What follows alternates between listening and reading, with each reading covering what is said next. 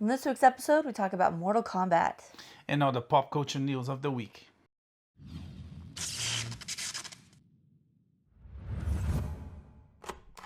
So this week we got to see Mortal Kombat and Mortal Kombat 2. And The sequel it's to delivered. Mortal Kombat. Yes. A reboot of Mortal Kombat based on a video game called Mortal Kombat. Yeah.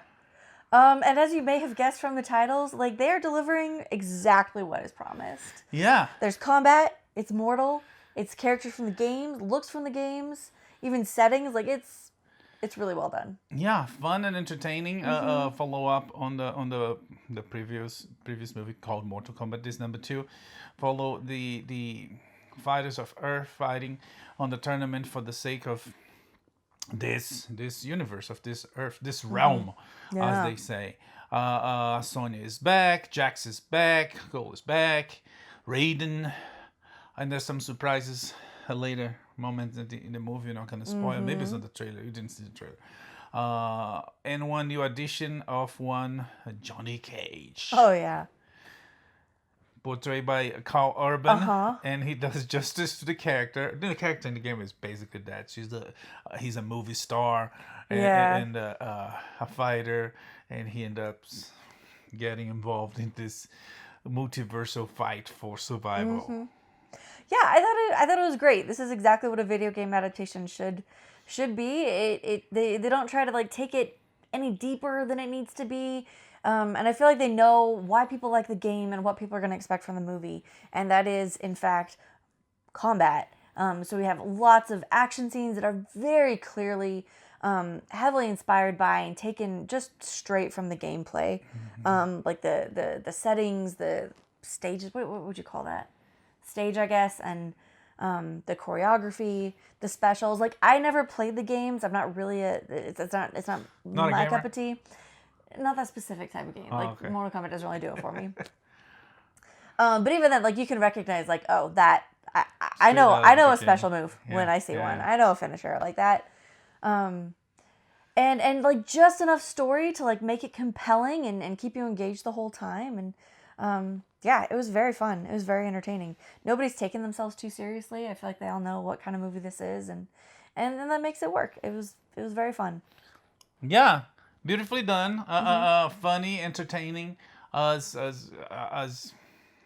you said, inspired by the game. Does justice to the game. Doesn't try to reinvent or recreate the wheel, which sometimes some people go adapt. And it's like, what if? No. What if? Stay to this. There's a reason why the source material is popular and successful. If you're gonna change, it has to be for something as good or better. And it's like most of the time when people do changes, they are not good.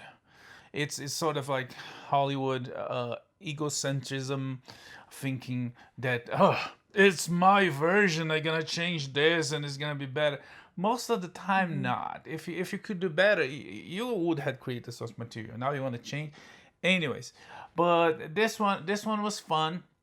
It sets up more, so the franchise is getting like new blood and getting ready for more. And why not? There's dozens of games, very popular, and yeah, I think this could be one to enjoy. Yeah, it is fun. It's not that deep. It doesn't have to be. When we were in the when we were watching it in the theater, I was comparing it to Last of Us, which I feel like went a very different direction with the video game thing. Like if you've played The Last of Us and then you watch The Last of Us, they're very different experiences.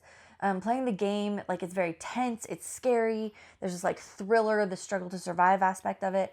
And then with the series, they went more like, let's tell these beautiful human stories. And there's surely a place for that, and it has its fan base. There are people who loved it and thought it was beautiful and meaningful, but it was not the game. It was a totally different experience from the game and not what a lot of people were expecting. So you can go that direction, but like, it's different. Yeah. Mortal Kombat did not go that direction. Yeah. If anything, Hollywood talks about fan service. And Hollywood is a fan service industry. They create movies and shows for fans to pay to go watch. When you do a fan service, when you desecrate source material, you're not doing any favors. You might get another fan base, but you're losing already a fan base that the source material created, and that goes against their own beliefs that they want to make risk-free properties so they get their money back easier. So when you have a fan base and you risk losing it, even though you're gonna create a new one, it goes against their own beliefs. So it's nonsense on top of nonsense. But Mortal Kombat does fan service justice. It feels like as fun as playing the game, and it used elements of the story. It has like Easter eggs and things from the game. It's really fun. If you like the first movie, all the other movies, you're gonna like this one. If you like the game, you're definitely gonna enjoy it. Oh yeah, it delivers as promised. And has I some appreciate that. great talent there. Karl Urban, and some others, some surprises maybe. But anyways, Karl Urban, who, not unlike Clint Eastwood, has made an entire career out of just scowling furiously on screen. I cannot think of a character he's played where he's not just like the whole time. And that's not a diss. It's not a diss. Like respect, but what a scowl. Yeah, he always plays it. I mean, it's a system, right? You have the method, the actor become the character. Yeah. And you have the system that you write a character for an actor, and he's the system. He does. People are gonna cast him because, well, this is for him, and yeah, it is for him, and it works. You need someone with like nuanced glowers on screen. He's your man. Yeah. So yeah, surprisingly, no swear words. I mean, not a lot of swear words from him. Yeah. It's like he can't say like bad words on this one. He can't say. Yes, I got it. But he does flip you out every time. His signature move is like pushing his glasses up with his middle finger. Which is from the game. I figured. Yes. Anyways, Mortal Kombat 2 is available in theaters everywhere. It just came out. If you like some action, some fight scenes, and some the odds are to save the universe from evil. Immortal evil. Yeah. You should see Mortal Kombat 2. Available in theaters everywhere. Okay. And it's a Paramount property, right? I don't know. So yeah, Paramount, Warner, they merged. That means gonna come more. Yeah. If you click on the poster. The poster you can find somewhere in the bottom. Filmed for IMAX. New Line Cinema. New Line, which is who owns New Line? Warner? Yes, Warner. Okay. But who owns Warner? Paramount. So I do know. Yeah. I was wrong, but I was right. There you go. It's all coming together. Yeah.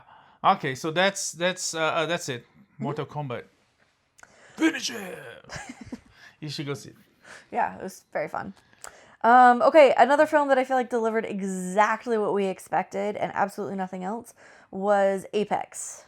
Starring Charlize Theron. Exactly, and nothing else. What does that mean? I mean, like there were no shocks, there were no surprises. I feel like from the beginning of the movie, I had a pretty good idea of what was going to happen. We were right. Okay. Yeah. A movie. So, what's the name of the movie? It's called Apex. This is starring Charlize Theron and Taron Egerton. On Netflix. It just came out too. The streaming. And this one starts a lot. Eric Bana is there. Oh, yeah. Can't forget the Hulk.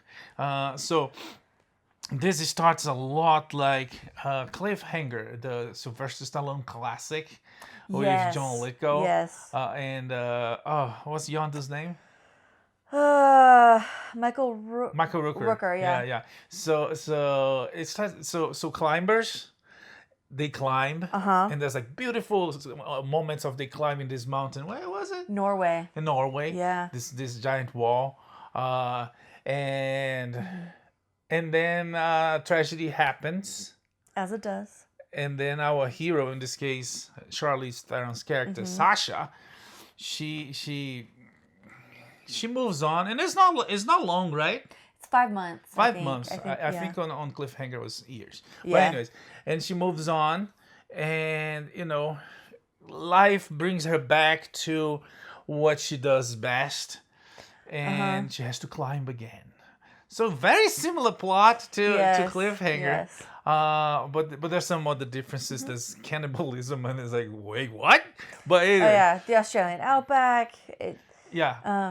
So this is mostly set like in this national park in Australia, and yeah, I can't really say anything without giving it away because like once you like seriously within like 20 minutes of the film you know what's going to happen throughout the rest of the film. That said, it's tense. There's some good jump scares. Taron Egerton is very good at being very creepy. It is well made, but like it's nothing like new or groundbreaking. Yeah. But it was enjoyable and really good actors. The setting is stunning. I think it was a great setting for this type of story. They did a good job.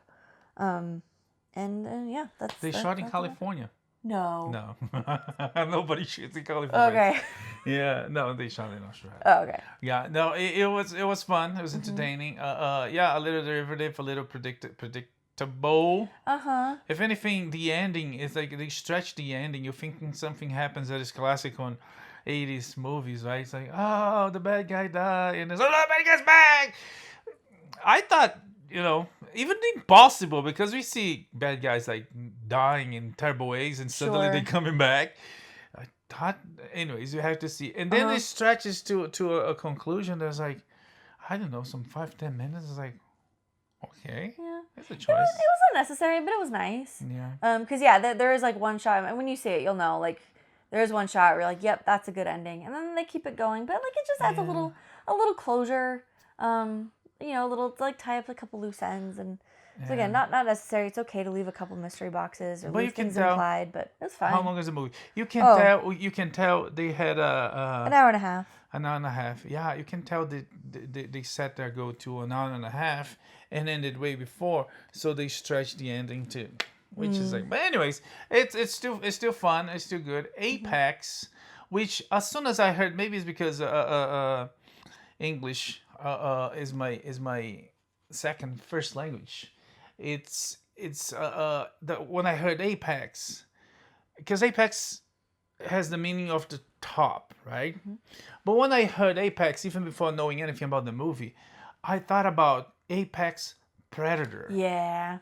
So I don't know if they played with that, but there's something to it on the movie. Yeah, no, I think that was quite deliberate. Yeah. Okay.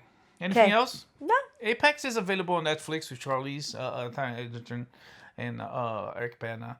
And yeah, you should see it. Yeah, it's a fun one. And it's doing really well, but we'll talk about that. Yeah, it should. Okay, and then we got surprised with a fun one from FX called Gary. Yeah, FX dropped this prequel special episode of the prequel of The Bear. Starring Bernthal and Ebon Bachrach. About those, they wrote, they co-wrote this episode. It's as I said, is a prequel with the characters of Michael and cousin. What's his name? That's a great question because they only ever call him cousin. Anyways, they all call each other cousin, but that's true. But the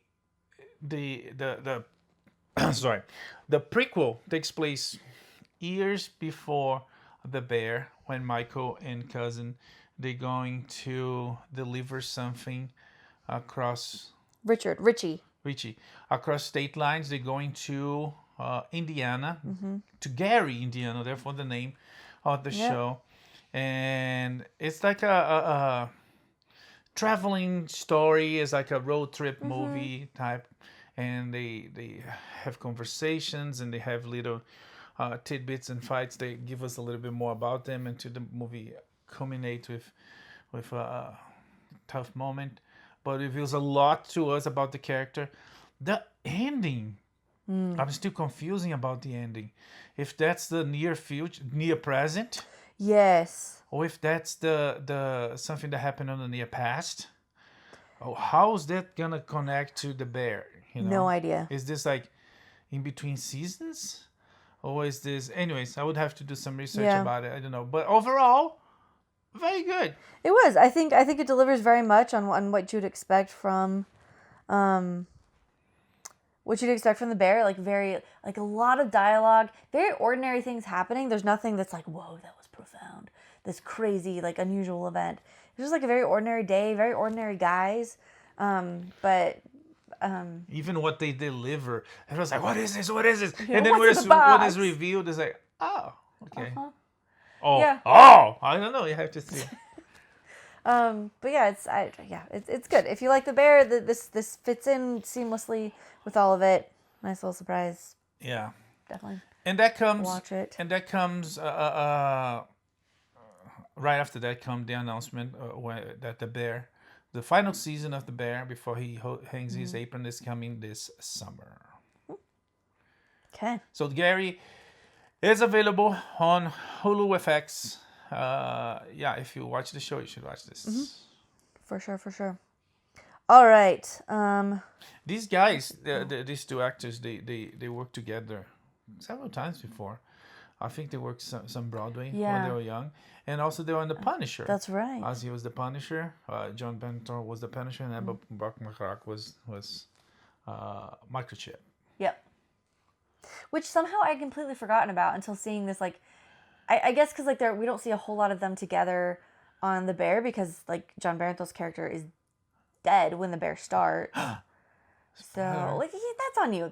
If you haven't seen it, that's on you. So we just see him in flashbacks. So watching them together, I was like, oh yeah, that's the Punisher. Anyway, it's good stuff. Moving on. Running Point. Speaking of family businesses and families who love each other but also hurt each other. Yes, this is another Netflix property. This one is starring Kate Hudson, Justin Theron, and a bunch of funny people. So many funny people. Brenda Song. And anyways, this second season of this Netflix show about this lady, this daughter that takes over the family business, which is a basketball team, Major League.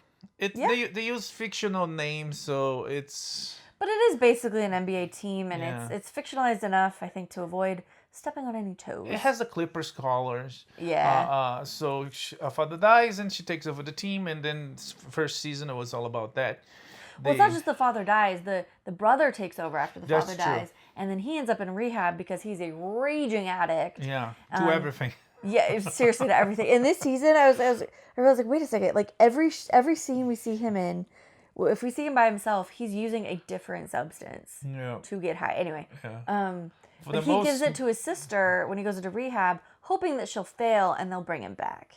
Because he's kind of forced into rehab. Yeah. So anyway. Little Major League plot, right? When the boss wants the team to fail, to sell or to whatever reason. Yeah. Anyways, another sports comedy, some not as light-hearted as the Ted Lasso, but inspired by the success of Ted Lasso. Families and conflicts and kind of in a similar like going back and forth between like comedy, but also some little bit of drama, a little bit of seriousness. Yeah, but it was fun. It was it was good to watch. There's some things that I was like that's just stupid. It's like these writers really come on, but it still works. We'll see what happens. Yeah, I need you to know that Canada is not blue any more than Mexico is yellow. Like it was so distracting. And I think when you Mexico, watch it, you'll see. I think Mexico is orange. Arizona is yellow. Oh, fair enough. No, Thailand is yellow. I don't know. Yeah. I never been to Thailand. Maybe Thailand is now yellow. I don't know. Survivor wasn't. Well, okay, that's all you need to know. That's all you need to know. Anyway, some of these like international filters get so aggressive. Running Point. Anything else about Running Point? No, I thought it was very funny. Excellent second season. Yeah, this season Kate Hudson with is a delight. The funniest addition of Ray Romano. With this very interesting character. It's a very Ray Romano character too. Like, it's like I go every day to this place, and like one day they're gonna find me dead in the toilet. Yes. It's good stuff. Very good, very fun. Season 1 and 2 of Running Point available on Netflix. Okay. And last but absolutely not least, we watched Maul Shadow Lord this week, and holy guacamole. Yeah, this great new Disney animation on the Star Wars universe created by Dave Filoni, and he does that very well. And it feels like some things he does, even improve, because this one is really good. This was good. I say like he did Ahsoka, right? Yeah, And he that created Ahsoka. Well, he did, but like the live action series, I was very. Yeah. I very much felt like let down by this. But this Dave Filoni, he just get animation. That's what he's good at. Yeah. I feel like. Well, Ahsoka was sort of because with animations it's sort of like there's no limits, right? Sort of. With live action, it feels like Ahsoka was just the start of what he wants to do, and there's more coming. Yeah. And the idea was to put all together Ahsoka, Mandalorian, everything post original trilogy and before the sequels, and cook that into a Theron trilogy and make a movie trilogy. They decided to not do that. Therefore, the new Mandalorian movie will be sort of a one-shot story, not really connected deep into the lore. But anyways, but Maul, it's like there's things that it looks better, like they improved the animation. The story is pretty cool.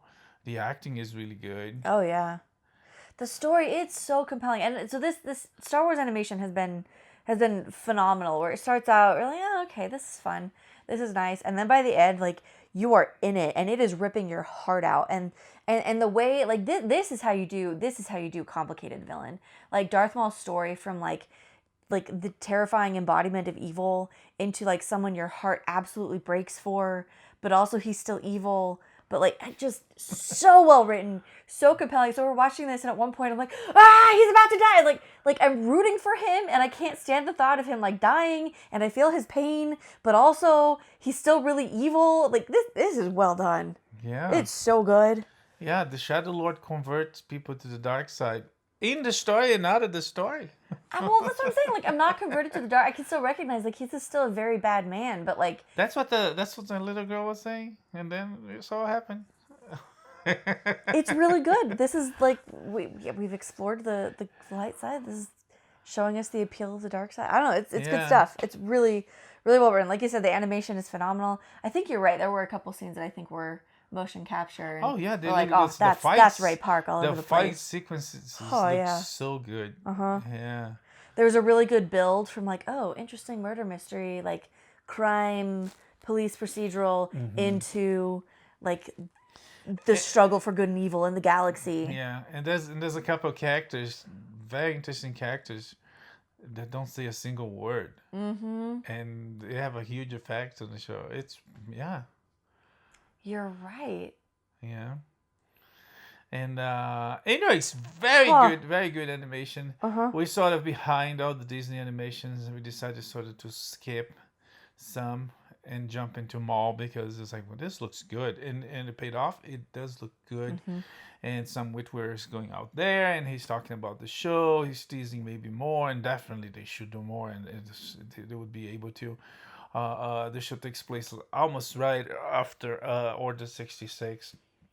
So there's some years until what happened to Mauls in Rebels. But really good.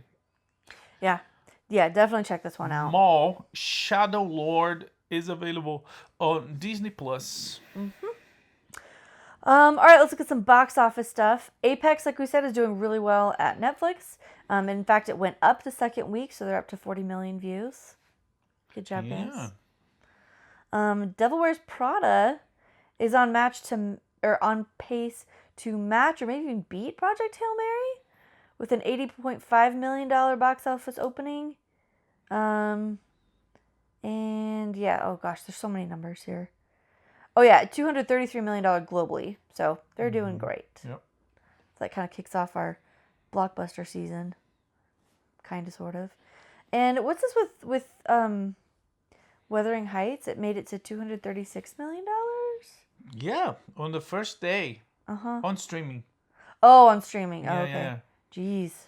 Yep. All right, number one film in the world. Want to see Margot Robbie's rooms and dresses, skin room, in hair. No. Yeah, people really want to see that. There are some things where like I'm not into it, but I can see the appeal for others. Like I have never seen a single bit of marketing for this that made me think, oh yeah, no, I do want to say that. Like, I don't get it. Who did it? Who did it? It was Emerald a woman. Fennel. Oh, okay. Yeah. Yeah, I figured. Because if a man would do that, it would be like crucified. Yeah. Oh sure. These days, yeah. Sure, but it's a woman It's a woman, so it's exploring art. female sexuality. It's empowerment. Yeah. But anyways, what else? Yeah, some other fun industry news. Golden Tempo won the Kentucky Derby. Yeah. Way to go. He was horse. What they call it? Oh, wasn't it a dark horse? He was a dark horse. I don't know his color, but he was symbolically. Yes, the metaphorical dark horse. Yeah, he was the underdog, last, if you will. and he made to first. Yeah. And he, I'd love to see it. there's some fun stories about it. He's horseman, he's knight, he's jockey, not jock. Not a jock. That's different. Totally different. Can jockeys be jocks, but jocks not be jockeys? I mean, there's probably some overlap, but anyways, Rebel. I think it was Rebel. It was the horse that was like the favorite, and he ended up being number 2. The jockeys. The jockeys were siblings. They were. Oh really? Yeah. Oh wow. Yeah. And then on a very emotional moment, the owner of Rebel talking to the jockey that got second place, and it was like people would think he's pissed, and it's like, man, you're a great person, you're a great guy. He was like, you're a great champion. If you're gonna lose, yeah, it has to be to your brother. You're good. So kind of gave him a. That's nice. Yeah, That's good to hear. Yeah, it was nice, and yeah, that was something about the trainer. I don't know if they call it that. The trainer for Golden Tempo. It's and Golden Tempo is a horse that has some family ties to the greatest Secretariat. Okay. Yeah, and someone made a comparison of how if Secretariat was running this race, he still would kick everybody's butt. Jeez. Yeah, but anyways, but the trainer was a woman, and then the press was it was the first woman to achieve this. And on an interview, she says like, it's not because I'm a woman, it's because I'm good. There you go. She said something like that, but yeah, it's like she did the right way, not like to gender everything. But anyways, so yeah, Golden Tempo. Okay. The dark horse. Yeah, that's fun. All right, Met Gala. That happened. Hey, Met Gala, the moment of the year that the billionaires fights for your causes. The women dresses as prostitutes, the men dresses as pimps, and yeah, it's what we see every year. much. There's Yeah. a theme. There's a theme that nobody understands.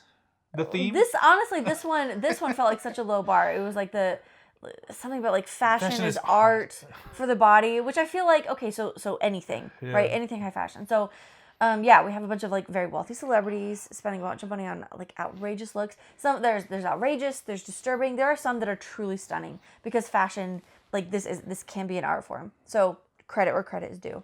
But also like the unbelievable tone deafness of it all, and the fact that we're supposed to take this seriously, and I guess we kind of do because everybody's talking about it, and it'd probably be better if we all just ignored it. But anyway, so the wealthy elite pat themselves on the back for giving money, and anyway. Yeah, that's true. On that note, there was like this weird exploitation of there was this character that was like quadriplegic with cerebral palsy. It almost feels like he was forced to be trans because a person that can move, that can speak, and it was pushed into that. Speak. The pushing this, but again they push this on kids too. Numerically, there was a lot more D-listers than A-listers. There's a very interesting case of who manages, coordinates the whole event. It's what's her name? Anna Wintour. Who is the devil, and by that I mean she is the character. The devil who wears Prada. Yeah. So Jeff Bezos. Yeah. That was co-hosting the event. And by co-hosting, he donated like $10 million to it or something. To co-host. Yeah. So he invited the fictional devil Meryl Streep to Really? to host with him. She said no. Interesting. Yeah. In fact, they weren't even allowed to walk the red carpet. There were all kinds of protests and people so mad about Bezos being involved. One protest group filled the Met with bottles of pee to protest Bezos. Which then, of course, like the quote-unquote underpaid Met employees had to clean up and deal with. Like, Bezos didn't have to deal with that at all. Right. Like, all the anyway. Yeah. The proletariat had to deal with that. So it's just ridiculous. It's just ridiculous every time. Because you realize, like, none of this happens without Bezos and others of his ilk donating ridiculous amounts of money Another thing to this. Like, and another thing about the Met is this gigantic, because movie premieres or the Oscars, you have the red carpet and this whole thing that a lot of people watch and enjoy and talk about. Oh, she wore this. Oh, he wore this. But after the red carpet, to go inside for a ceremony, that good or bad has its purpose. Good or bad to award people. The red carpet, similar thing. They have the red carpet and then they go inside and watch the movie. Same for film festivals and other things as such. The Met Gala, people that have been there, first of all, I think it's like an absurd. It's like, I want to say 50 tickets are $100,000. $100,000 a ticket, and a table is like $500,000. So it's really rich people. They're gonna hang with the celebrities, and not really hang, because the celebrities, they go dress. And they go to the steps of the mat. They take pictures, and that's it. Inside, there's no dancing. There might be a little food, but some of those so those dresses, people cannot sit, so they get in and they leave. So it's just like for show, like big time, and. Yeah, it's like, I wonder if some rich people get disappointed to say, "Hey, I came here to hang with my favorite actress," and she laughed. I was like, "Yeah, that's how it is." It's just what they call in the store, like you have the glass when you see the things. Like the window, the mannequins, the windows. window. Yeah, it's just like or the window display. It's just a window display. Yeah. Once you get in, that is gone. But anyways. Moving on. Yep, it happened. All right, let's talk about the internet. Researchers in Japan set a world record with an internet speed of 1.02 petabits. I've never even heard of a petabit. Is petabit or is petabyte? That's what you write. Petabit is what's written there. That's right. Yeah. Which this is the analogy that they give here. It would allow you to download Netflix's entire content library in a second. Imagine, geez, like this episode to upload, that would be like, oh, it's done, even before you finish recording. That's right. That's insane. Yeah. My gosh. I remember, just like for some perspective on this, like, so this is at least theoretically possible now. I remember 30 years ago, my dad downloading the trailer for Phantom Menace. It took over an hour to download a video that was like 1 by 2 inches. Yeah. And was maybe like a minute and a half, 2 minutes. You couldn't. We watched it over and over again. But like, you couldn't maximize, because if you do it, you would only see pixels. Oh yeah, no, like the 1 by 2 inch was also quite pixelated. Yes, it wasn't. Yeah. And it took over an hour. Like, I remember he started it, and then we sat down for dinner, and he's like, "When we're done with dinner, we can watch the trailer." And I was like, "Oh my gosh." Yeah, I did overnight. I started my computer after midnight, and started downloading, and then I went to bed. In the morning, I saw. Yeah. It's and that was before. And we didn't have technologies that later we end up having it, and now it's kind of a standard for the industry, that you're downloading something and you lose connection. Once you reestablish connection, it will keep downloading. No, you're downloading this thing that's taking hours, and it would stop halfway. You're gonna have to restart. So now. Those days are gone. 1 second to download the entire Netflix. Granted, they have a lot of crap there, but hey, the entire catalog, can be downloaded. Information superhighway. Yeah. Not so super. Orlando missed 23 shots in a row in the NBA playoffs. Yeah. That's not the kind of historic they were going for. I'm so sorry, yeah, guys. That's not good. That sucks. Speaking of sucks, James Cameron and Disney are being sued. Yeah. Why they being sued? The unauthorized use of an actress likeness. On what? In Avatar. Avatar. And guys, the cherry on top. I want to be clear. I'm not happy that they did this, but I'm really happy they're getting busted for it because the cherry on top, she's a Native American actress. Okay. Oh, it's. So it's karma, right? Karma is not a Native American entity, but I guess it applies. That's right. Her name is, I'm probably mispronouncing it, Corianka Kilcher, alleges that she appeared in The New World as Pocahontas, and Cameron extracted her facial features from a photograph and had his design team use it as the foundation for Neytiri's face. Oh, look at that. Yeah. And you guys blaming AI they can prove for this. people that Hollywood has been doing all this time. Also, James Cameron is ripping off of Native American people for his film? What? Yeah, I heard that somewhere. Yeah. Now we've got receipts. Anyway, let's stay on the AI thing for a minute. 2026 studies have shown that AI, particularly large language models, outperform physicians in diagnosing complex and emergency room conditions. Yeah. I mean, it's not a surprise. We talked about that.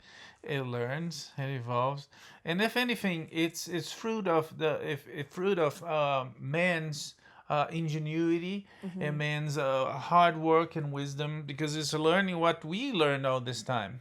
So it's using things that we give it to it, but that we fought hard to get it from research, from science, from developing new technologies.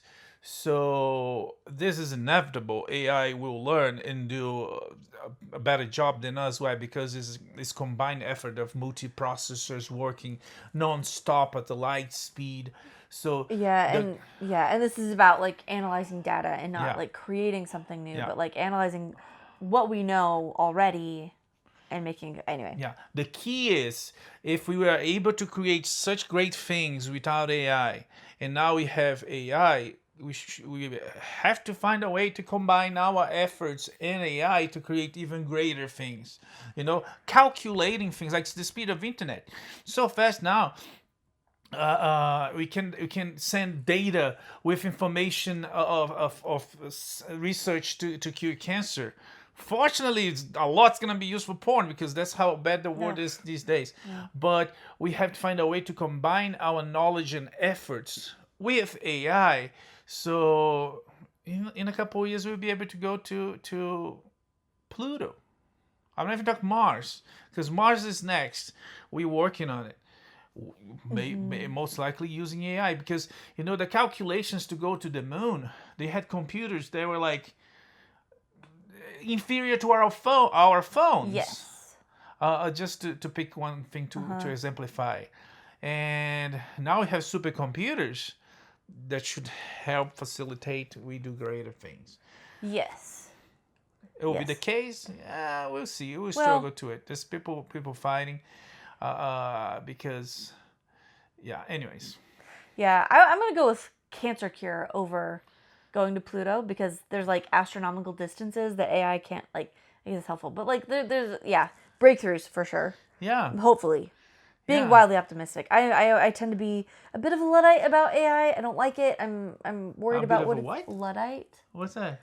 The Luddites, I don't remember like all the details of the history, but basically Luddites are people who are very resistant to cars? They believe in horses? Resistant to technological innovation. Yeah, the people say, cars will never catch up. Exactly, yeah. Something like that. Maybe going so far as to like sabotage mills, things like that. Oh, wow. So most things like progress can be a really good thing, and it can be apprehensive. But I feel like there's a lot to be worried about with AI, but optimistically, maybe there's some potential. There's definitely good uses. Yeah. Yeah.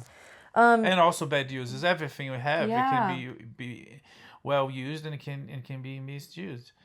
That's true. Let's hope That's for true. the best. And even when we do AIs, we can do AIs to do good things, to help us in our tasks, and maybe put a little bit of us that is good there instead of Yeah.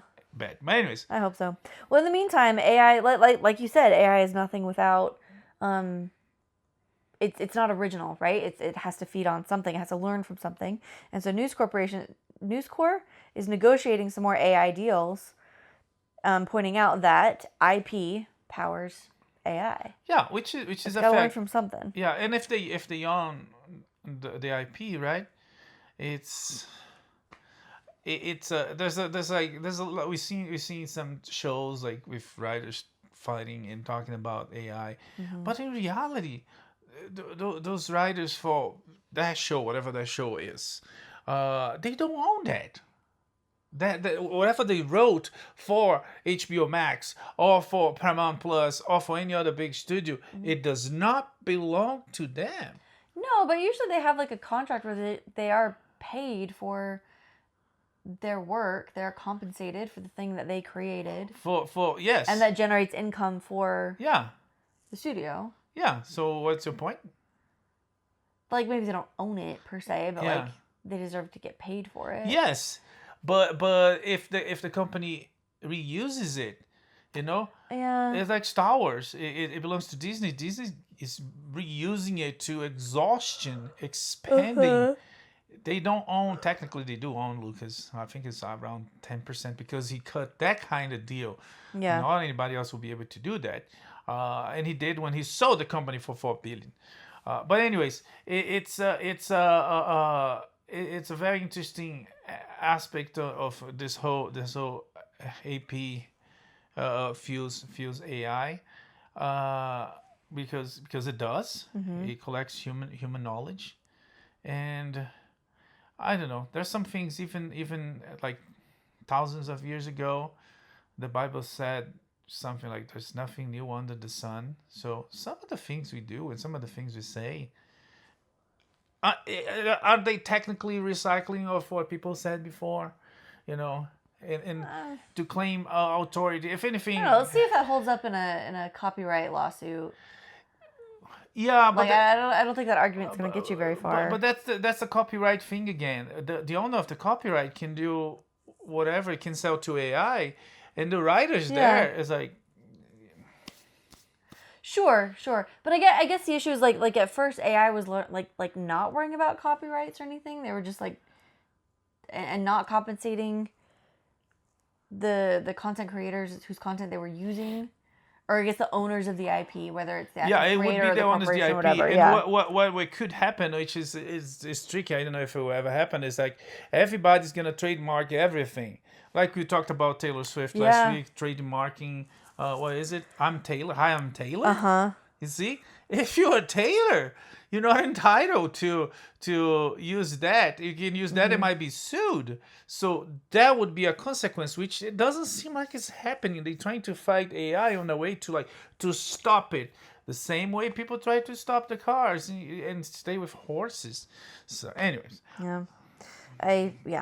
In the meantime, the Golden Globe rules do not automatically disqualify AI use for films or television. So I feel like after this whole the whole nightmare we went through with like SAG-AFTRA and the WGA, now all these big groups, because the Academy did this too, they're like, well, it has to be made by humans, but they can use AI tools. Which, I mean, what's the difference? Yeah. It's not like AI is going to make its own videos or own movies. Yeah. So they made a big show and kind of sold out. Yeah. Oh well. But yeah, it's changing and adapting. We'll see what happens. Okay, Cannes has welcomed the Fast and Furious for their 25th anniversary screening. Wow. Yeah, receiving that con. Oh yeah, who would imagine? It's like, some things they stand the test of time, and they get status of, this is classic. It is a classic. Yeah, no, it is. Yeah, you cannot deny its cultural impact. Yeah. Ted Turner passed away. Yeah, age of 87. creator of CNN, the very Yeah. influential media man, loved by many, envied, Yeah. and by many others. Uh-huh. Married to Jane Fonda, who was That's right. yeah, and help create this big CNN when it was good, right? It was a spectacular 24 hours news. I was like, who could have thought that? He did, and Yeah. and but not Has it done pretty anything quick. good for our society? pretty quick. It derailed and now it's only worse. But anyways, Yeah. rest in peace. And sentiments to the family. Blake Lively. So we've already talked about like Blake Lively and Justin Baldoni. Like one suit got thrown out, another one was settled, and like all this. It's just ridiculous, all of it. Well, now she's suing for damages and attorney's fees. Can she? I thought. So what was the settlement? I have no idea Oh, yeah. because I could not care less about these like wealthy, beautiful people No, and he's their not tantrums. wealthy. You could argue that he's beautiful, but he was like Sure, starting. he's not Blake Lively. Yeah, no. Wealthy, but like she it has just dragons. You know her dragons? no. It's Ryan Reynolds. She's the mother of dragons, so-called mother of dragons. Oh, It's Ryan sure. Reynolds and Taylor Swift. Okay, again, I could not care less. This just feels like attention sinking, and it's just so dumb. There are real problems in the world. There are real problems, and this ain't it. So Yeah. whatever. Now she's seeking damages. Yeah. And she's most likely done with Hollywood because nobody's going to want to work with her. Oh, who would? Yeah. Gosh. She's going to have to do her husband movies. The ones that he produced because nobody wants to deal with that. Yeah. Or she could just not. I don't know. Anyway. Paramount has signed a deal for some biopics with Warner Music Group. Yeah. David Bowie. Cher. Who else? Dua Lipa. Dua Lipa. I think we're a little early on that one. Yeah, well. A little early, but Yeah, maybe she has a very interesting story. I don't know. I don't know. We're still She kind of. survived the war and left the... I don't know. I have no idea. I could be fiction. I could, Her biopics music don't is- have to be real. Well, I would say like her music is entertaining, but it's also super basic and derivative to the point of not plagiarism, but like she gets right up to the line. Like, But again, don't they But David copy Bowie each and other? Cher- Then they copy each other. They all copy Bowie. there's copying, and then there's just full on like this. Okay, you hate Dua Lipa. I don't hate her. I'm just saying, does she belong in the same category as David Bowie? No, and Cher? it's not the same category. Absolutely They're not. gonna make movie about her. It's not necessarily putting the same category. Yeah. I just Also, that needs to be Cher, I said. think she's overrated. How many songs she has? 3 songs that she has it. Honestly, I don't know any. There you go. I don't. But Yeah. but like the cultural impact, like Sure. it is a cultural impact that has lasted for decades. Okay. And like she had a show, Yeah. and like her look, so like her face shows up, you know exactly who that is. Okay. Even if I don't like super love or could identify a lot of her music. You believe in love after love. There's one. Okay. Yeah. Actually, one of the only ones that I really know. She sang a song called Half Breed about the music video is her sitting on a horse with like a Indian headdress feather thing trailing down The about things being that- half yeah. white, half Native American, There which you I go. don't think Is she she? is. Anyway, I don't she? think so. I Yeah. think Yeah. that's one that. Share cultures. Yeah. Culture share. Anyway, Yeah. When it was possible. But anyways, moving on. moving on. The Book of Mormon theater, the Caught on Broadway's. fire. Yeah. Yeah, and it's A big closing one. definitely. It started. It's an electrical fire. It started in somewhere in the third floor, and it's damaged to the point of it cannot be used. Yep. Yeah. Okay. Dolly Parton has had to cancel her Las Vegas residency because of health issues. She is in her 80s.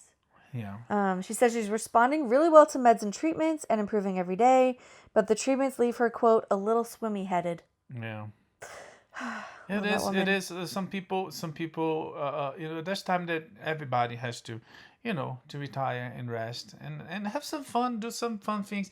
But in her case, I assume,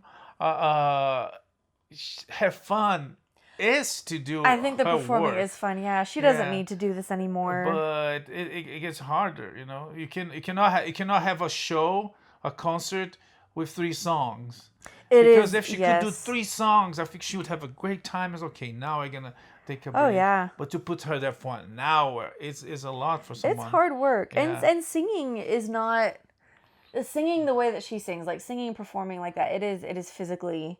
It takes a lot out of you physically. Yeah. So. Well, yeah. Also, putting that look together. Yeah. That's not nothing. Yeah. Dolly's look is a lot. Yeah. Ask AI to do that. No. Shut your dirty mouth. Anyways. I will say, I did see her appear as a hologram in a Dolly Parton Christmas Carol at Dollywood. She's one of the angels who comes, one of the spirits who comes to Scrooge. Oh, that's cool. And so it was never her on stage, but they had a hologram Wow. on stage. It is one of the most Dolly. It was great. You got to go to Dollywood. Oh, see the shows. Google co-founders leaving California. Yeah, because of the communist hack trap of a state is falling apart, and when they fall apart, they need more money, and they're gonna get money from what? From you, and you, including everybody that lives there, increase taxes and this whole thing, and it's nope, I'm out. This is the fatal flaw of socialism. It's a beautiful idea, but the government cannot generate anything. It has to take it from somewhere. Yeah. And that's where it falls apart. Someone has to create and produce and generate all this. And anyway. Yeah. There you go. So he's another one leaving, and you know, the more the rich leave, they're gonna take from who stays, which might include the poor. And the thing is, the rich can leave, the poor will not. So it's gonna become a socialist hack hole, and good luck. All right, let's look at some cancellations and projects coming out.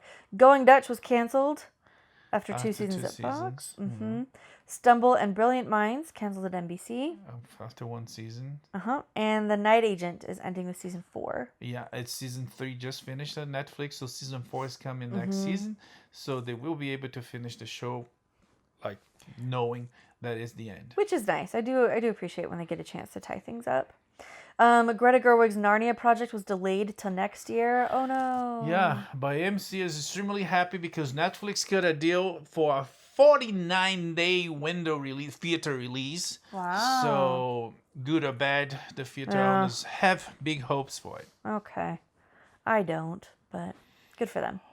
Harry Potter, the HBO series, has already gotten their season 2 renewal. Yeah, early renewal. The show was not even released yet, and they already and they start filming on the fall. Let's talk Odyssey. Odyssey released the full new trailer. It looks good so far. Nothing. I mean, this the problem with the movie is so little that it's like it still looks exciting.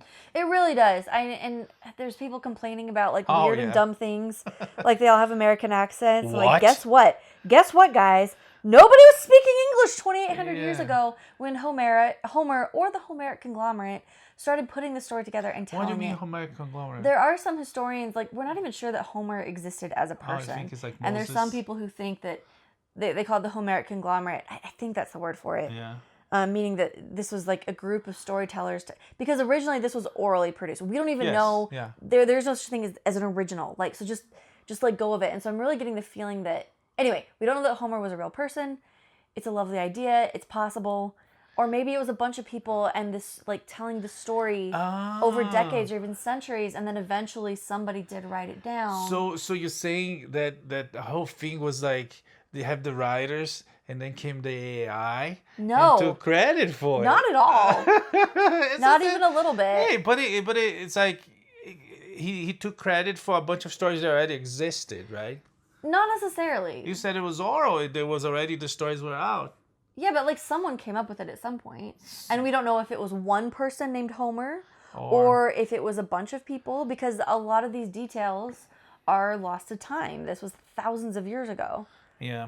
Anyway, and so I'm getting the feeling that Nolan is with his version is participating in that storytelling tradition. Anyway, It's beautiful, and all the complaints about it are frankly dumb and Yeah. It's, or pedantic. If I mean, we can wait for the DVD for the Greek subbed Yes. audio. If you want to Yeah. watch it in Etruscan, Yeah. Anyways. good on you. Yeah. Anyway, let's talk Disney for a minute and Star Wars. Disney Star Wars. This past week was Star Wars Day. If you make Star Wars week, it's our Star Wars month. It's Star Wars year in this house. But anyways, there was a. It started with this weird Mark Hamill. Mark Hamill is done. He's deranged now. He started with like. He's a wonderful actor. He's a wonderful actor. And it's sad we to love see, him for that. And yeah. I don't really care about his politics It's because it's he's sad- not a political leader It's sad or to thought leader. see- He's an actor. Oh, I think he is. But sure, Ben. he's sad to see someone that people love. It's like first he was like promoting Obama's new Imperial base, which seriously it looks like an Imperial base. It's ugly. His cold, presidential library. in It's gray.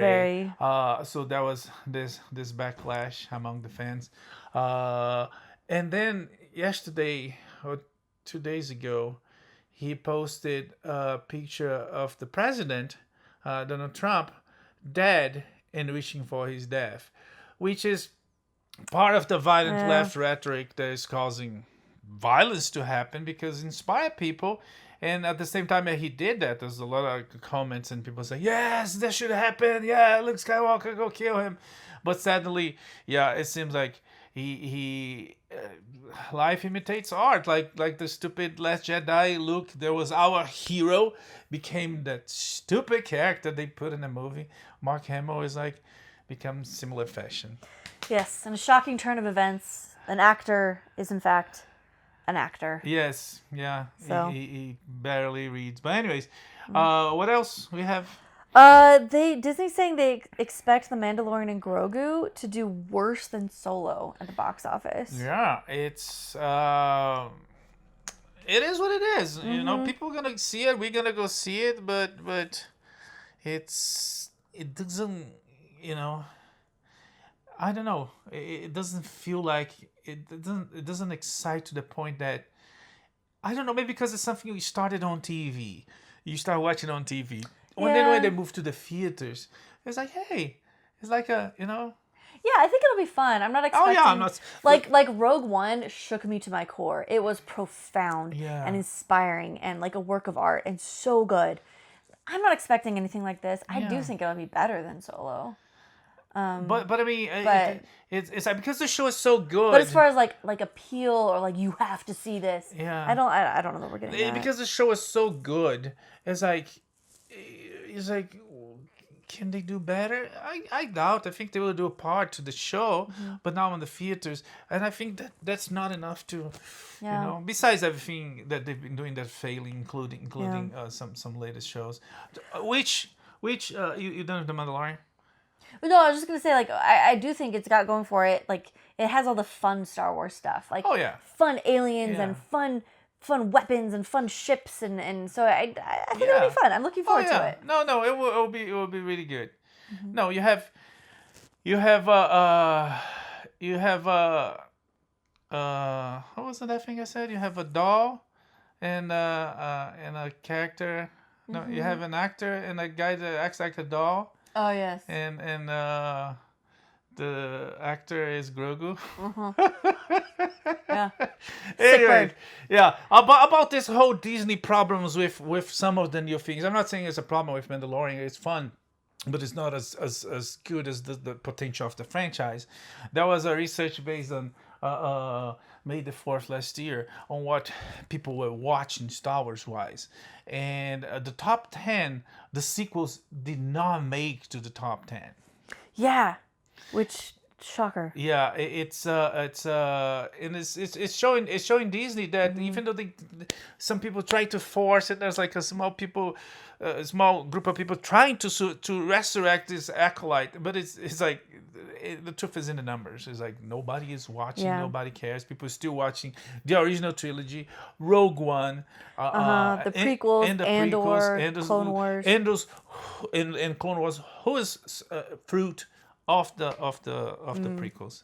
Those are successful, especially now with Maul, right? And it proves, it's proof and concept and proof that those worked. Like Rey and the sequels, like not There's really. so much potential there, and they just blew it. Anyways, Oh well. Okay. Diego Luna is officially joining Disney's live-action Tangled. You said you know who he is, right? Well, we don't know who he is. There's rumors that maybe they're creating a new character for him, Okay. which I feel like is actually promising because I feel like if we're going to do a live-action remake, like let's make a different movie. So yeah. Anyway, he'll be there. Yeah. We also got our first look at X Factor in X-Men '97. Oh yeah, it looks good. I love the X Factor on that time, and you have to check. It looks exactly like Peter David's X Factor with Alex Summers, Destructor, Polaris, big guy is the name of the character. Always a strong guy. I can't remember. And Lupin. Anyways, it looks good. Yeah. We didn't catch the show yet. There's a lot of I heard there's a lot of better things in the first season, but it'll be nice to see the X Factor. The Boys series finale will be in movie theaters with 4DX screenings. Yeah, the guts would literally jump out of the screen. Do I want the boy visuals that large? No, I don't. But oh well, it's happening. Shifting Gears got renewed for a third season. Yeah, no surprise. The show gets really good numbers. Yeah, it's fun. The Fall and Rise of Reggie Deakins got renewed for a second season at NBC. Yeah, it was a fun first season. Let's see what comes next. Yeah, I've had a blast. I'm a huge fan. I think it's very good. If Super Mario is there for you in this life and to the next. Yeah, there's this coffee company from Brazil. They are making customized coffees. Good for you guys. One of the great things coming out of Brazil. They make customized coffins that look like Mario swag. So they're just like decorated with Mario. I mean, the one I saw, the one I saw was just like big red with a big M logo. Classy. Yeah. Sure. So it's not like your Mario Kart. No, don't give them ideas. Just say, like, if we're gonna go, let's go. I want to be better than Yoshi. Yoshi egg. Oh gosh, jeez. No, there's people that do eggs. Yes. Yeah, they bury underground. It's like organic burying, and you become like food for worms. That lets you like actually decompose. Yes, and you can like stuff plant like that. trees and stuff. Yeah, there's also kind the of beautiful. things. Yeah. Okay, not for you. No. Okay. Just burn my ashes and send it to space. You got it, babe. One day I'll be back. Spaceman. Yeah. Cool. The Lucas Museum of Narrative Art has unveiled their inaugural cinema exhibition, Star Wars in Motion. Yes, the theater and the what they call this? The expo? No, I don't know. Exposition. The exposition. Exhibition. The theater and the exhibition opens in September. Yeah, I know they keep saying that like this museum is the Lucas's personal art collection. But I feel like a lot of people are going there expecting Star Wars, and I suspect. Oh yeah. I hope if he puts the Star Wars stuff there, that's going to drive the foot traffic to. What's it called? What's it called? Well, they call this. It's his Museum of Narrative Art. Yeah, so it is about filmmaking, storytelling. Yeah. It's not only about Star Wars, but it will definitely be a big part of it. I hope so. I think it's a beautiful building, and I love. I think it's what a great thing to do with your massive wealth. Build an art museum. And last but not least, today is Sir David Attenborough's 100th birthday. Is it today? Yes. Okay. It is today. Because he already received like so many notes and. Oh yeah. In fact, the internet is mourning. He is now too old to play with Lego. Lego on their boxes prints it's for ages 4 to 99. So no more Lego for Sir David. He says, quote, "I had rather thought that I would celebrate my 100th birthday quietly, but it seems that many of you have had other ideas. I've been completely overwhelmed by birthday greetings from preschool groups to care home residents and countless individuals and families of all ages. I simply can't reply to each of you separately, but I'd like to thank you all most sincerely for your kind messages and wish those of you who have planned your own local events have a very happy day." Yeah. What a guy. I do love that his brother played a crazy nature guy on TV or in movies. Sir Richard Attenborough. Yeah, yes. They both stars? Yeah. Oh, wow. And then Sir David is the real life nature guy. Okay. Yeah. Anyways, yeah, that's it. Happy birthday, Sir David. Yeah, and that's it for this week.